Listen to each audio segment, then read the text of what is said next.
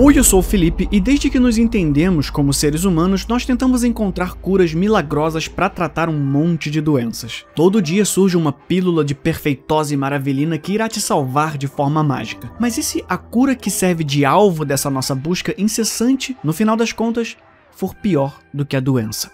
Hoje, você vai conhecer o estranho fenômeno do charlatanismo radioativo. É uma sensação médica que deixou estragos através do século XX. E tudo começa em 1896, quando o físico francês Henri Becquerel observou pela primeira vez o fenômeno da radioatividade. Ou seja, ele percebeu que certos materiais, a princípio o urânio, emitiam raios invisíveis e penetráveis que eram capazes de escurecer filmes fotográficos. A partir daí, essa qualidade mágica e invisível da radioatividade foi extensamente explorada cientificamente por cientistas e bizarramente por gente atrás de uma grana fácil através da fé de gente incauta. Jornais e revistas da época começaram a divulgar os benefícios dos tratamentos radioativos para tudo, desde câncer até impotência sexual. E até faz um pouco de sentido essa febre radioativa. Assim que ela foi descoberta, Wilhelm Conrad Röntgen descobriu que a radiação ionizante poderia auxiliar no combate do câncer. Claro que essas técnicas seriam desenvolvidas para métodos mais seguros com o tempo,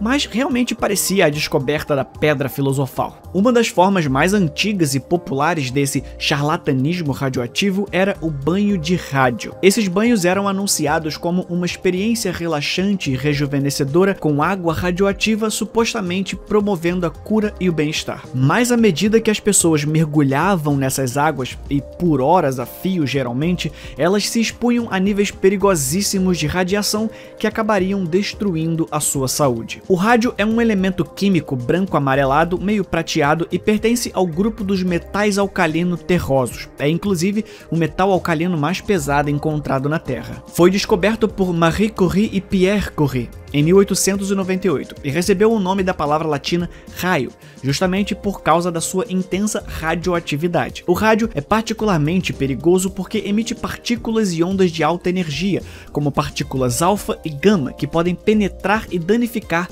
os tecidos vivos. A exposição ao rádio pode causar uma série de problemas de saúde, incluindo câncer, fraturas ósseas e anemia. A radiação emitida pelo rádio pode ionizar os átomos do corpo e alterar reações químicas, levando a danos e morte celular. O que significa basicamente que os bloquinhos que constroem você começam a ficar tortos e passam a ter dificuldade de se conectar com outros bloquinhos. Resumindo, você entra nessa água esperando viver mais e sai de lá pronto para ver suas células derretendo lentamente, enquanto agoniza até a morte. Mas isso é o que a gente sabe hoje. Foi só em 1938 que surge nos Estados Unidos a Lei de Alimentos, Medicamentos e Cosméticos, que exigia que drogas e dispositivos médicos fossem testados quanto à segurança antes que pudessem ser vendidos ao público, pondo assim um fim à era do charlatanismo radioativo. E como chegaram nisso, eu explico daqui a pouco, porque até lá muita gente teve seu corpo deformado, derretido ou amputado. Um dos casos mais clássicos foi o das garotas radioativas.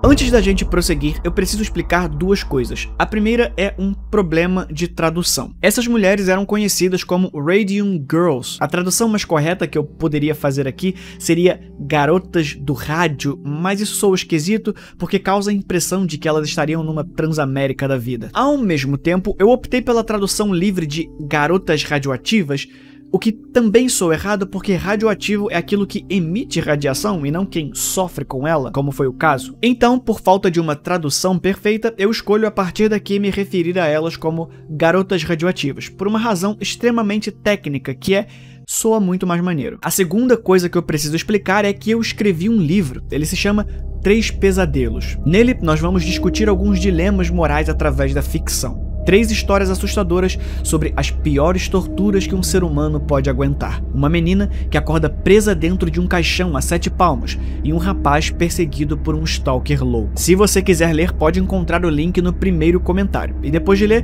deixa lá a sua avaliação e recomenda para aquele seu amigo que adora uma boa história de terror. Ajuda muito a carreira desse jovem escritor carioca. Mas de volta ao vídeo, no início dos anos 1900, as garotas radioativas causavam inveja em sua pequena cidade de Nova Jersey. Essas jovens, todas no final da adolescência ou início dos 20 anos, conseguiram empregos pintando os relógios radioluminosos, um dos produtos que eu citei lá atrás, em uma fábrica local. O salário era bom, o trabalho empolgante e inovador, e as meninas se sentiam parte de uma indústria pulsante e de ponta. Os relógios tinham a característica de brilhar no escuro, o que era essencial para ser usado como equipamento militar, principalmente quando se considera que estavam no meio da Primeira Guerra Mundial. Mas o que as garotas radioativas não sabiam era que a cada movimento dos ponteiros que elas mesmas pintavam, seu tempo de vida diminuía. Dia após dia, as garotas mergulhavam seus pincéis em potes de tinta misturada com rádio e pintavam os minúsculos números nos mostradores dos relógios. Mas o trabalho não parava por aí. Elas eram instruídas a usar os lábios e a língua para afiar as pontas dos pincéis para garantir que as linhas pintadas fossem finas e precisas. Obviamente, ninguém disse a elas que a tinta que estavam ingerindo continha não apenas o rádio, que eu já citei que é obviamente radioativo, mas também sulfeto de zinco, que é usado para fazer aquela tinta que brilha no escuro. E até é seguro, contanto que você não ingira. Exatamente como elas faziam. A princípio, as meninas não sentiram nada. Elas brincavam sobre como seus cabelos e roupas brilhavam no escuro depois de um dia de trabalho e até pintavam as unhas com a tinta que sobrava para se divertir. Algumas chegaram a usar a tinta nos dentes, acreditando que isso os deixaria mais brancos. Mas logo começaram a sentir sintomas estranhos. Seus dentes caíram, um a um. Suas mandíbulas doíam intensamente e elas sofriam com fortes dores de cabeça, além do cansaço. Com o passar dos anos, a saúde das meninas piorou rapidamente. Elas desenvolveram anemia, seus ossos começaram a rachar, uma porção de tumores irrompiam da pele. Algumas perderam os movimentos e a capacidade de falar. Só que, como eu disse, a radioatividade ainda era algo muito pouco explorado cientificamente. Quando elas iam consultar seus médicos, eles diziam que elas estavam com sífilis ou anemia ou qualquer outra doença comum que comportasse alguns dos sintomas. Ninguém suspeitava que suas doenças eram causadas pela própria substância com a qual trabalhavam todos os dias, e que todos adoravam. E é aí que vem a pior parte. Os donos das fábricas sabiam dos perigos do rádio há anos, mas não fizeram nada para proteger os seus trabalhadores. Afinal, isso atrapalharia o lucro.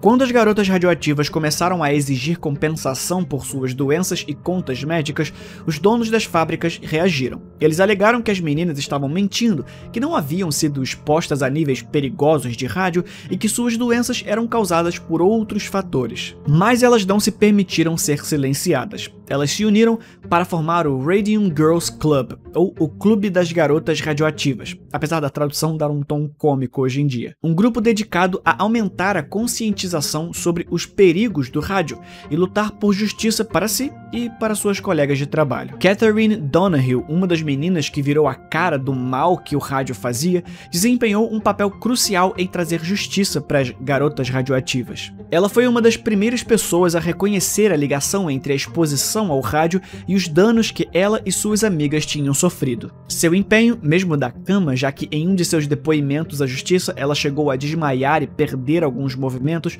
foi fator crucial nos processos judiciais movidos contra as empresas. Foi uma luta longa e cansativa e muitas delas não viveram para ver os resultados. Mas no final, a sua perseverança valeu a pena. As jovens que sobreviveram receberam uma compensação em dinheiro e o processo das garotas radioativas estabeleceu um precedente para os direitos dos trabalhadores e acabou causando o estabelecimento de padrões de saúde e segurança ocupacional que ainda estão em vigor. O que não significa que os horrores da radioatividade se encerraram aí, porque esses produtos se estenderam para muito além das fábricas. Eles continuaram sendo comercializados como a cura de todos os males.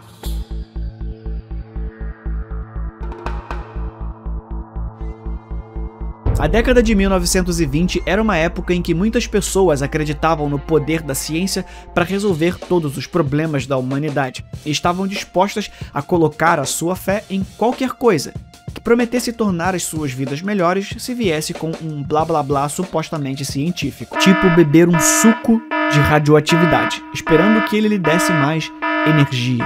como é o caso do energético Raditor. O Raditor foi ideia de William J. A. Bailey, um autoproclamado médico e empresário que estava convencido de que a radiação era a chave para uma boa saúde. Bailey acreditava que, ao beber pequenas quantidades de rádio e tório, outro elemento químico que basicamente a gente usa hoje como combustível de usina nuclear, as pessoas poderiam fortalecer o seu sistema imunológico e evitar doenças. Ele comercializou o Raditor como uma cura para tudo, alegando que poderia curar qualquer coisa, desde resfriado e artrite até impotência sexual e câncer. O Raditor não foi o primeiro produto a conter rádio, mas talvez fosse o mais perigoso. Cada garrafa de Raditor continha cerca de 1 microcurie de rádio, o que não parece muito, mas na verdade é uma quantidade significativa. Não existe um nível seguro de ingestão de rádio ou tório, mas a gente consegue trabalhar com uma margem para algum caso de contaminação acidental.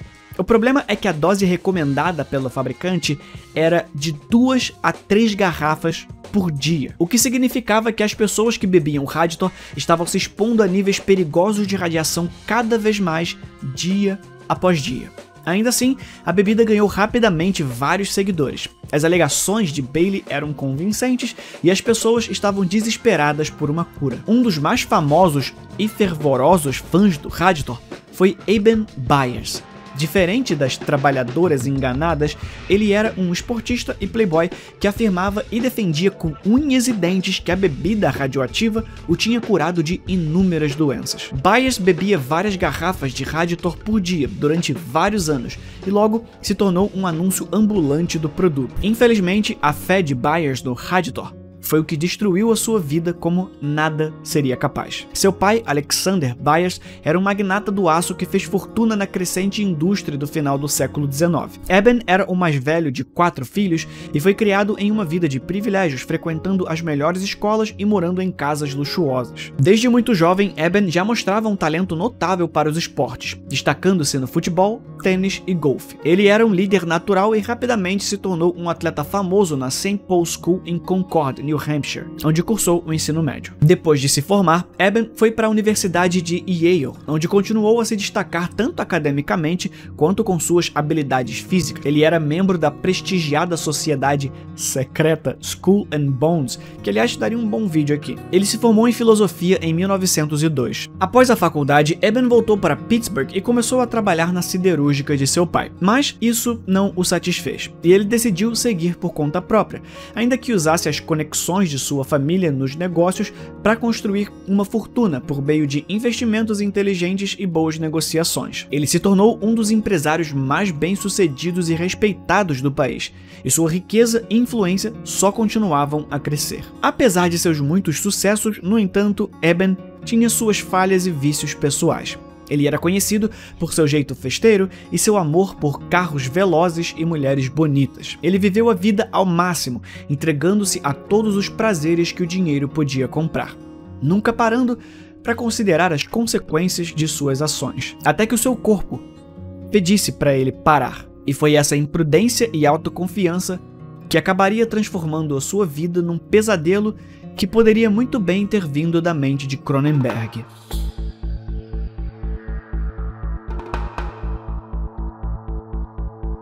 À medida que Eben Byers envelhecia, ele ficava cada vez mais interessado em manter a sua saúde e boa forma física.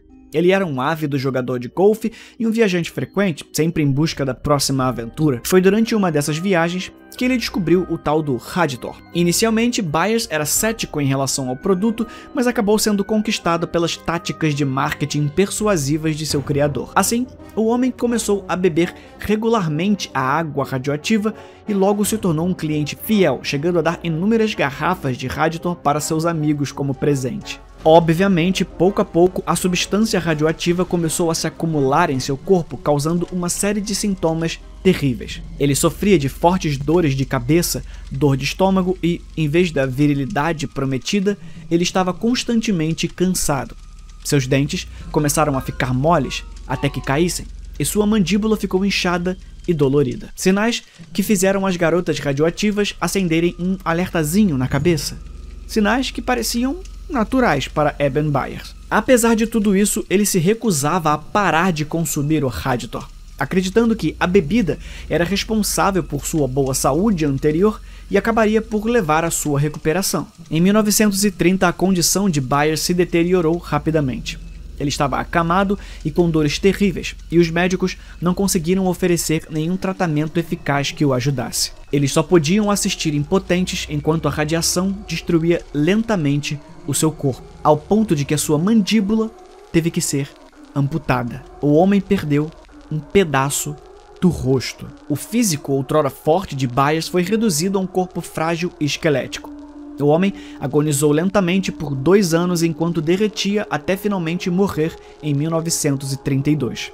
A história trágica de Byers chocou os Estados Unidos e ajudou a expor os perigos dos medicamentos patenteados sem regulação. Ainda que para Byers e sua família fosse tarde demais, a morte do esportista chocou a comunidade médica e o público em geral, causando o pânico radioativo. Ele chegou a ser convidado para depor e expor ao mundo um relato em primeira mão sobre os perigos de produtos radioativos, mas estava tão fraco que mal conseguia sair da cama. Ele morreu antes de ver o clamor público daqueles que acompanharam pelas notícias a sua morte lenta levar a uma apuração maior desses produtos e, eventualmente, levou à aprovação da lei que eu citei anteriormente em 1938. Assim, a FDA, que é tipo a Anvisa deles, passou a ter o poder de regular a segurança de medicamentos e produtos similares. Apesar do aumento das regulações, o público ainda temia os perigos da radiação.